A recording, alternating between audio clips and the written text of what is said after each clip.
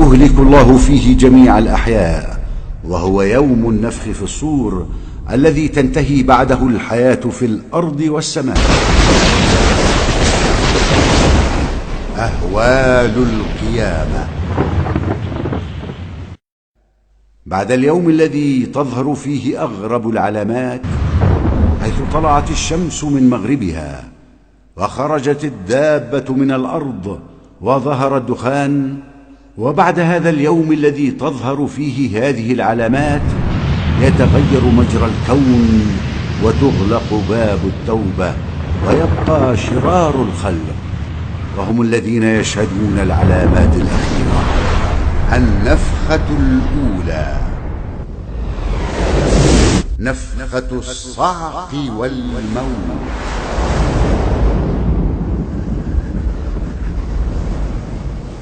بعدما جمعت نار عدن آخر العلامات الكبرى الناس في أرض المحشر، أذن الرب عز وجل بنافخ الصور أن ينفخ النفخة الأولى، نفخة الصعق والموت.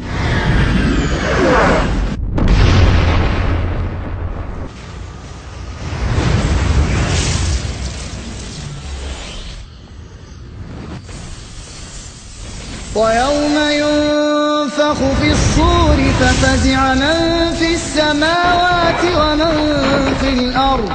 ومن في الأرض إلا من شاء الله، وكل أتوه داخرين. وبسماع هذه النفخة يموت كل من في السماوات والأرض إلا من شاء الله أن يبقيه. وتأتي هذه الصيحة على حين غفلة من الناس وانشغال بالدنيا، وهي نفخة هائلة مدمرة يسمعها المرء فلا يستطيع أن يوصي بشيء ولا يقدر على العودة إلى أهله وخلانه. ما ينظرون إلا صيحة واحدة تأخذهم وهم يخصمون، فلا يستطيعون توصية ولا إلى أهلهم يرجعون. وقد أوكل الله عز وجل أمر النفخ في الصور لإسرافيل عليه السلام، وهو من الملائكة العظام، ومنذ أن أوكل بذلك وهو متهيئ للنفخ فيه، وكلما اقترب الزمان ازداد تهيئه. عن أبي سعيد الخدري رضي الله عنه قال: قال رسول الله صلى الله عليه وسلم: كيف أنعم وقد التقم صاحب القرن وحنى جبهته وأصغى سمعه، ينتظر أن يؤمر أن ينفخ فينفخ. قال المسلمون: كيف نقول يا رسول الله؟ قال: قولوا حسبنا الله ونعم الوكيل، توكلنا على الله ربنا. رواه الترمذي وحسنه. أخيرا أتى أمر الله، أمر إسرافيل بالنفخ في الصور،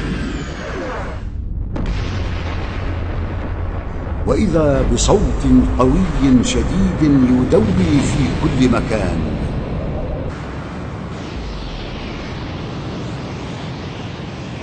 وإذا بالفزع يسود الوجود،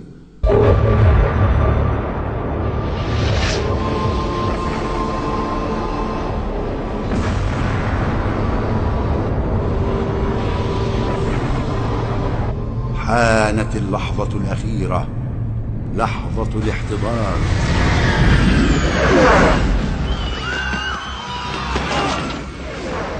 ها هي للدنيا بأسرها تحتضر،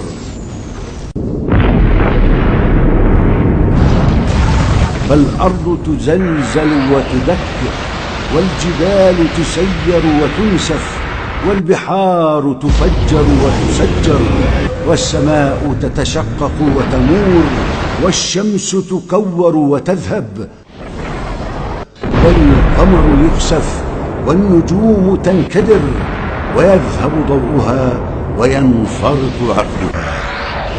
ما هذا؟ لقد انطفأ نور الشمس وكذلك القمر وسائر الكواكب. الدنيا ظلام في ظلام.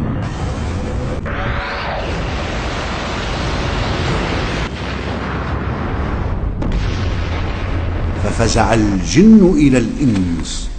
رباه، ما هذا؟ يا لهول انتقامك.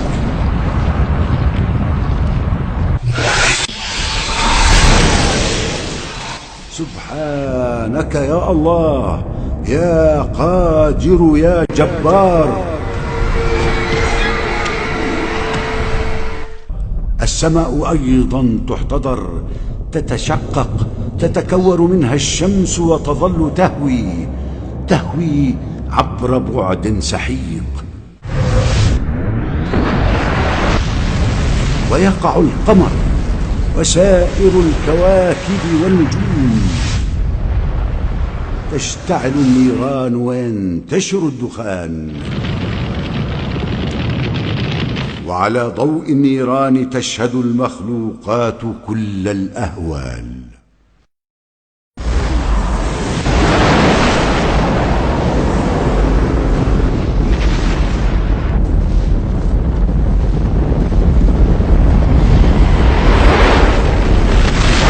النفخة الثانية، نفخة البعث والفزع. ثم يأمر الله تعالى بالنفخة الثانية وهي نفخة البعث. فإذا شاء الحق تبارك وتعالى إعادة العباد وإحياءهم أمر إسرافيل فنفخ في الصور، فتعود الأرواح إلى الأجساد ويقوم الناس لرب العالمين.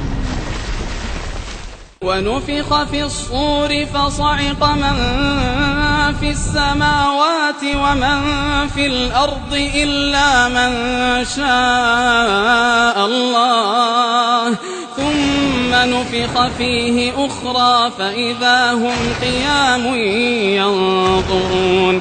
وأشرقت الأرض بنور ربها ووضع الكتاب وجيء بالنبيين والشهداء وقضي بينهم بالحق وهم لا يظلمون. ووفيت كل نفس ما عملت وهو أعلم بما يفعلون. قال صلى الله عليه وسلم: إن الناس يصعقون فأكون أنا أول من يفيق، فإذا موسى باطش بجانب العرش، فلا أدري أكان في من صعق فأفاق قبلي أو كان ممن استثنى الله. رواه البخاري ومسلم.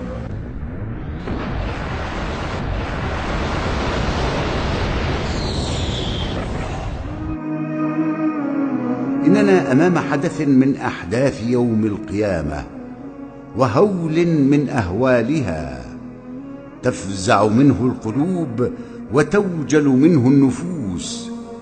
إنه حدث يقرع أسماع أصحاب القبور، فينتفضون من قبورهم مبهوتين شعث الرؤوس غبر الأبدان، قد أفزعتهم الصيحة وأزعجتهم النفخة. وقد وصف المولى جل وتعالى مشهد البعث وتعجب الموتى من ذلك، فقال سبحانه: ونفخ في الصور فإذا هم من الأجداث إلى ربهم ينسلون. قالوا يا ويلنا من بعثنا من مرقدنا، هذا ما